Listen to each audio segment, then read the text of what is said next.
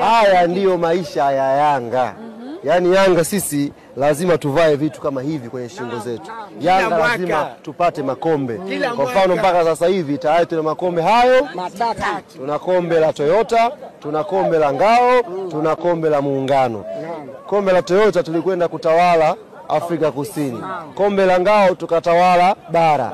Kombe la Muungano tumetawala Tanzania nzima sasa. Maana tumefunga bara la Pwani. Sisi hao. Yaani maana yake sasa hivi hakuna timu inaweza kainua mdomo kwa Yanga Tanzania yote hii. Ni sisi pekee ndo mabingwa. Mabingwa unatoa tafsiri gani kwa upande wenu? Una maana gani? Ni mwendelezo wa maisha ambayo tumeyazoea. Yaani ingekuwa jambo la ajabu Yanga tuje hapa Pemba alafu tushindwe kuondoka na kombe. Kwa hiyo niwaambie mashabiki na wapenzi wa Yanga, kombe la Muungano liko sehemu salama. Na kombe tuliochukua leo ni kombe la 7.